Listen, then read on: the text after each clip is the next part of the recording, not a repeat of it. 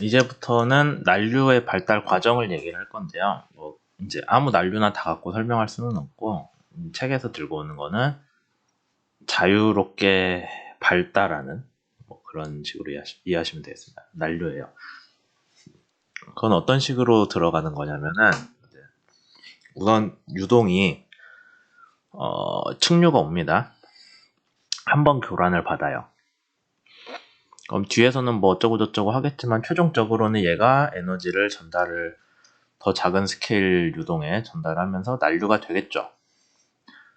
그 다음에 뒤에서 얘기는 하겠지만은 뭐 난류 발달되는데 계속 가냐? 아니죠. 에너지 캐스케이드를 타고 소산이 되니까 점점 없어지다가 나중에 난류는 없어지고 좀 느려진 유동이, 왜냐면 에너지가 소산됐으니까 속도는 좀 느려지잖아요. 좀 느려진 유동이 다시 층류로 갈 겁니다. 라고 얘기를 하는 과정이고요. 이런 시스템에서 어떤 얘기를 하냐면은 난류가 한 번 생성이라는 거는 여기 실린더 지났다는 얘기예요. 실린더 지나고 뭔가 난류 같은 게 생겼으면은 그 다음에는 평균 유동은, 난류는 그냥 평균 유동을 타고 이동하면서 지들이 알아서 움직이는 거기 때문에 평균 유동 자체는 안 변한다라는 거예요. 그러니까 여기서 한번 느려졌으면 평균 유동이 좀 느려지긴 하겠죠. 근데 그거 그냥 타고 난류가 이동을 하니까 뭐 뒤에 가면 더 약해지고요. 그러니까 우리가 그 평균 유동이 지나가는 거를 쫓아가면서 보면은 큰 난류가 소산되는 거를 쭉 따라가면서 볼 수 있잖아요. 그 얘기를 하고 있습니다. 그래서 평균 유동은 난류를 전달만 하고 있으니까 우리가 평균 유동을 쫓아가면서 보면은 평균 유동과 난류의 상호작용이 무시됐으니까 난류 자체가 어떻게 커졌고 어떻게 줄어드는지를 추적을 할 수 있겠다라는 개념이고요.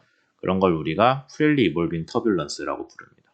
그러니까 우리가 한번 보면은 여기서 발달한 난류를 그냥 시간에 따라 가면은, 한번 사진을 찍어 놓으면은 위치에 따라 보이는데 그 위치에 따라 보이는 게 사실 시간에 따라서 퍼져 있는 것도 같은 개념으로 볼 수 있다라는 거죠. 여기에서는 어떤 내용을 다룰 거냐면은, 우선 처음에 초기에 칼만 볼텍스를 따라서 실린더 뒤에 와류들이 생기잖아요. 그게 어떻게 난류로 진화를 했냐라는 걸 보여줄 거고요. 그 다음에 이제 우리가 그렇게 뒤에서 칼만 볼텍스로 인한 게 완전히 무작위의 여러 스케일의 와동으로 구성된 난류가 됐잖아요. 그걸 완전히 발달된 난류라고 할 거고, 이게 적분척도는 뭐냐면은 우리가 앞에서 몇 번 얘기했었듯이 유동에서 발생할 수 있는 제일 큰 와동 스케일이에요. 제일 큰 스케일에서 제일 작은 스케일, 콜모고로브가 얘기했죠. 제일 작은 스케일까지 가서 우리가 그 스케일이나 아니면은 거기에서 발생하는 뭐 엔스트로피라고 해가지고 우리가 각속도를 2로 나눈 그런 거 있었죠. 뭐 이런 것들이 발생하는 동안에 에너지는 어떻게 되냐라고 하면은 실제 에너지는 큰 규모에 집중이 되어 있다라는 거예요. 에너지라고 하는 건 이제 선형 운동 속도를 가지고 내는 운동 에너지라고 보시면 됩니다. 그러니까 운동 에너지가 작은 와동보다는 큰 와동에 집중되어 있다. 그 다음에 소사는요, 당연히 점성 영향 받는 작은 스케일에서 크게 영향을 받겠죠. 그래서 그런 것들을 우리가 얘기를 할 수가 있겠습니다. 그 다음에 이제 완전히 발달된 난류에서는 제일 작은 스케일 난류까지 생겼고, 제일 작은 스케일 난류는 점성의 영향을 받잖아요. 그러니까 걔네 먼저 에너지 소산이 일어날 겁니다. 그래서 우리가 여기에서는 에너지 캐스케이드에서 에너지 붕괴 속도를 이미 앞에서 2주인가 그때 한번 얘기했었거든요. 에너지 붕괴되는 속도는, 그러니까 점성이 에너지를 붕괴되는 속도를 결정하는 게 아니라 에너지의 레이놀즈 수 스케일 자체가 그걸 결정하고, 점성은 어떤 양의 에너지가 들어오든 간에 적절한 레이놀즈 수의 적절한 에디 크기에서 에너지를 다 처리할 수 있다라는 얘기죠. 그래서 점성과 무관하게 에너지 붕괴는 결정된다라는 얘기를 했었고요. 사실 에너지 붕괴가 되는 거는 점성이 아니라 유동의 제일 큰 스케일이 결정한다라는 얘기였죠. 그래서 점성은 수동적인 영향이고 뭐 어쩌고 저쩌고 에너지는 소산된다. 뭐 그거는 이미 알고 있는 거고요. 그 다음에 앞에서 우리가 비가역적, 가역적 얘기했었는데 데이터, 어떤 그 물리 현상을 설명하는데 필요한 데이터의 양이 보존이 되면 가역적인데, 난류는 점성 때문에 비가역적이라고 했잖아요.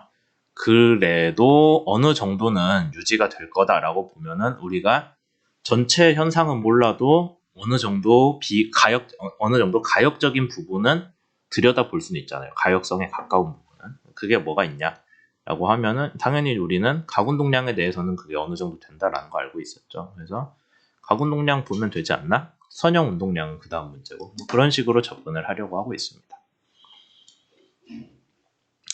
그 다음에 결과에 대해서는 우리가 순간 속도장 보는 거 난류에서는 별 의미 없다고 했죠. 그래서 통계적 접근을 해야 되고 통계적 특성은 모든 실험에서 재현 가능한. 그러니까 어떤 실험을 하든 통계적으로는 결과는 똑같이 나오는데 그 통계를 구성하는 요소들은 상황 따라 항상 다르더라라는 얘기죠. 그래서 우리는 통계적으로 접근하고 통계는 평균으로 시작하니까 평균 먼저 얘기를 하겠다라는 게 있죠. 그 다음 우리가 속도에 대해서는 여러 가지 통계적인 평균 이후에 여러분들이 그냥 알고 있는 통계적인 어떤 파라미터들이 분산, 그 다음에 표준 편차 등이 있잖아요. 근데 그것보다 조금 더 가가지고 상관관계를 얘기하는 아마 공분산이라는 말로 더 친숙할 수도 있는데 뭐 이런 거 가지고 설명도 할 수 있고 그 다음에 푸리에 변환하면은 주파수 따른 분포가 나오죠. 그걸 가지고 에너지 스펙트럼을 만들 수도 있다 라는 얘기하고 있습니다. 그러고 뭐 운동 에너지는 소용돌이 크기에 걸쳐서 당연히 분포하죠. 그 얘기할 거고 그 다음에 이제 가우시안 분포 얘기가 나오는데 난류에서는 그래서 통계적으로는 우리가 값을 들고 있을 수 있어요. 근데 그 통계적인 값을 실제 구성하는 속도의 분포는 어떤 분포를 따르냐. 우리가 많은 자연 문제에서는 가우시안 분포를 따르겠지 하는데 난류는 가우시안 분포를 안 따르거든요. 그러니까 여러분들이 난류 유동장을 계측을 한 다음에 뭐 시간에 따라 막 흔들릴 거잖아요. 그러면 요 흔들리는 값들을 다 잡아가지고 확률 밀도 함수를 구하면은 가우시안 분포가 안 나온다는 소리예요. 근데 뭐 우리가 아는 분포 몇 개 없으니까 그냥 제일 통계적으로 다루기 쉬운 가우시안 분포를 가정을 하거든요. 근데 가정을 하는데 그게 진짜는 아니어서 이제 난류 모델링이나 아니면 통계적인 해석에 영향을 주긴 준다 하는 것 정도가 여기서 하는 얘기고 이제 뒤에서도 우리 수업 후반에서도 많이 하는 얘기가 될 겁니다.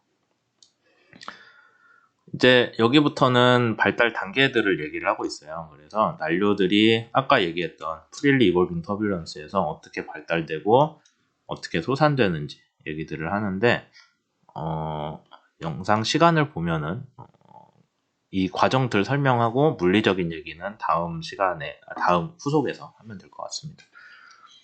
우선 난류가 어떻게 시작되냐? 뭐 측류가 왔고요. 실린더를 만났고요. 실린더 벽면에서 점성으로 인해서 와도가 공급이 되죠. 와도가 공급이 되는. 그래서 와도를 공급을 뭘로 했냐? 실린더 벽면 경계층 갖고 했습니다.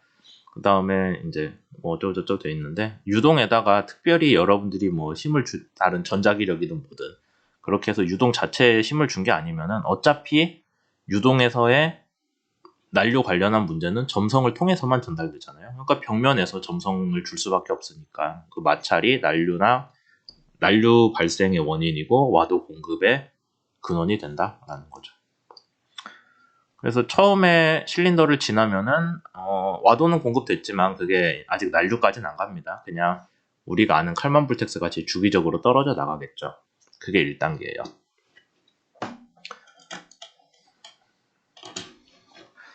2단계에서는 뭐 그게 처음에 큰 와동 그러니까 난류까지는 안 갔어요. 와동들이 발달을 하고 그게 이제 서로 상호작용을 주기 시작하니까 난류로 성장을 하죠. 그러니까 처음에는 우리가 눈으로 보이는 뭐 이런 와동들만 있었는데 실린더 뒤에 칼만 볼텍스가 근데 얘네들이 서로 상호작용을 하면서 이제 좀 쪼개지고 작아지면서 되는데 완전히 발달된 난류는 뭐예요? 제일 큰 스케일부터 점성으로 인해 에너지를 잃을 수 있는 콜모고로브 스케일까지 다양한 스케일로 와동들이 분포가 됐다라고 해야 완전히 발달된 난류라고 우리가 할 수 있는 거죠. 이제 거기까지 발달되는 걸 얘기합니다. 그러면 제일 큰 스케일은 뭐 됐다고 치고 제일 작은 스케일은 곧바로 점성으로 인해 에너지를 잃잖아요. 그러니까 걔네부터 붕괴가 되겠죠. 점성으로 에너지를 잃으면서. 그러면은 더 큰 와동들, 아직 남아있는 와동들은 어떻게 되겠냐라는 거예요. 아직은 살아남아 있는데 점차적으로 걔네도 점성 때문에 에너지를 잃겠죠. 그러다 보니까 가장 큰 와류 크기에 대한 레이놀드 수가 1에 가까워진다라고 됩니다. 레이놀드 수는 우리가 이런 식으로 정의를 하잖아요. 근데 여기 레이놀드 수가 1에 가까워진다는 거는 큰 와류 크기니까 L은 그대로 있어요. 근데 뭐 얘도 안 변하겠죠. 점성계수니까. 그럼 누구가 변해서 레이놀드 수가 1에 가까워져요? 속도가 변합니다. 속도가 줄어든다는 게 큰 와동 스케일이 하류로 가면은 큰 와동 스케일이 원래 돌던 속도보다 느려지면서 레이놀드 수가 1에 가까워지는 거예요. 그러니까 우리가 일반 에너지 캐스케이드 관점에서 주로 얘기를 했던 거는 L 스케일이거든요. L이 크냐 작냐에 따라 와동의 스케일을 정했는데 하류로 가면은 스케일은 유지되는데 속도가 줄어들면서 레이놀드 수가 1에 가까워질 수도 있다라는 거죠. 그럼 뭐 속도가 0이 되면은 우리가 거의 0이 되면 와동이 있는지 없는지 모르는 거잖아요. 그렇게 되면 와동이 없어졌다라고 할 수 있는 거죠. 그래서 상당히 이 부분은 우리가 앞에서 했던 얘기에서 한 발짝 더 나간 거기 때문에 좀 중요한 내용이 됩니다. 그렇게 되고 결국에 난류 성분은 다 없어지고 층류로 되긴 하는데 층류가 완전히 일자로 흐르냐 아니면은 뭐 어느 정도의 어떤 공간적으로 복잡하다고 하니까 공간적으로 뭐 속도 분포가 좀 다르다거나 속도 분포가 다른 거는 난류만 그런 거 아니에요. 층류도 속도 분포는 다를 수 있는데 그 속도 분포들이 시간에 따라서 무작위는 아니고 혼돈성을 갖고 흔들리냐 마냐가 난류의 문제이기 때문에 속도가 시간적으로는 균일한데 공간적으로는 균일하지 않을 수는 있어요.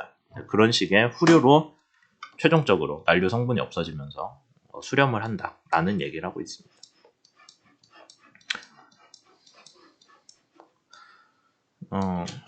그래서 우선은 여기까지 해가지고 아까 앞에서 이제 난류 프릴리 이볼빙 터뷸런스 관점에서 설명을 했고요. 그 단계에서 무슨 일이 벌어지는지 얘기는 했죠. 그럼 그거를 우리가 앞에서 배웠던 에너지 캐스케이드나 아니면 새로 다룰 어떤 통계적인 관점에서 어떻게 정리를 할지는 이제 다음 영상에서 얘기하도록 하겠습니다.